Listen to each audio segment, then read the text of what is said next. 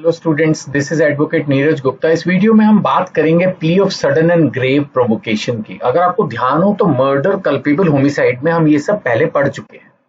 होता क्या है कि अगर एक आदमी ने गुस्से में आके किसी का मर्डर कर दिया, I should not use the word murder.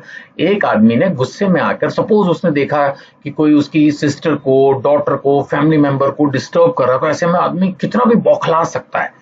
जरूर नहीं कि सिस्टर, डॉटर ही हो, मदर, मतलब जरूर नहीं कि फीमेल ही हो, फैमिली मेंबर्स में कोई भी हो सकता है कि अपना फैमिली मेंबर है। और इवन कुछ लोग तो अपनी प्रॉपर्टी से भी इतना इमोशनली कनेक्टेड होते हैं कि कोई आदमी अगर सपोज किसी की गाड़ी तोड़ रहा है या घर में तोड़ने की घुस, या उसकी दुकान या फैक्ट्री में कोई आग लगा रहा है या something like that, so it can be sudden and grave provocation. और ऐसे में वो उसको हिट बैक कर सकता है, मे बी अपनी सेफ्टी के लिए भी हिट बैक कर सकता है। तो ऐसी सिचुएशन में हो सकता है कि सामने वाले बंदे को ग्रीवियस हर्ट, बहुत चोट लग जाए या वो मर भी जाए। अब नाउ क्या ये मर्डर है? हम पहले भी पढ़ चुके हैं इस बारे में कि अगर sudden and grave provocation prove हो जाती है तो देन ये मर्डर नहीं है, ये मैक्सिमम से मैक्सिमम कल्पेबल होमिसाइड में जाएगा। फायदा ये होता है मर्डर में एक्चुअली ना डेथ पेनल्टी भी हो सकती है, बेशक rarest of the rare case में, लेकिन कल्पेबल होमिसाइड में यूजली जेल ही होगी। तो कम से कम चलो एक आदमी की मैं कहूंगा किस्मत खराब थी, कुछ सिचुएशन ऐसी बनी कि उसके हाथ से ऐसा कोई एक्सीडेंट इंसिडेंट हो गया जिसकी वजह से सामने वाला बहुत चोट खा गया, मर गया, कुछ हो गया।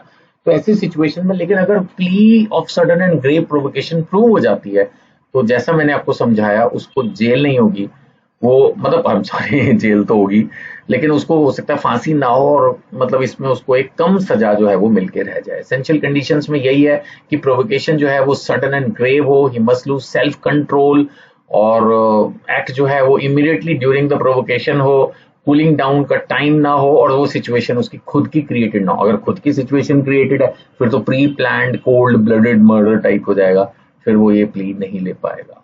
लेकिन अगर ऐसा लेता है तो लायबिलिटी में भी reduce to culpable homicide and not amounting to murder.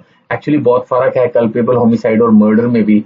इसके अंदर भी ह्यूमन डेथ है कल्पेबल होमिसाइड में, लेकिन फिर भी इसमें सजा कम है, क्योंकि यहाँ ये माना जाता है कि बहुत ज्यादा प्लानिंग या हाईएस्ट डिग्री ऑफ ऑफेंस नहीं है।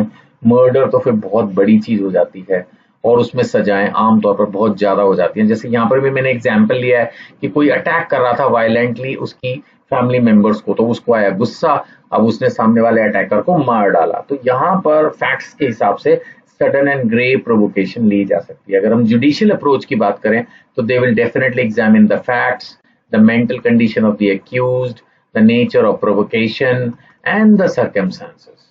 ये सारी प्ली अगर हैं, वैलिड हैं, तो सजा थोड़ी कम हो सकती है, क्योंकि गुस्से में आकर कई बार ये एक्सीडेंट इंसिडेंट, अच्छा फिर उसकी हिस्ट्री क्या है, सपोज वो पहले भी ऐसे गुस्से में आके बहुत लोगों को ठोक चुका है, तो फिर तो इतनी जल्दी उसको आराम से छूट या कम नहीं होगा।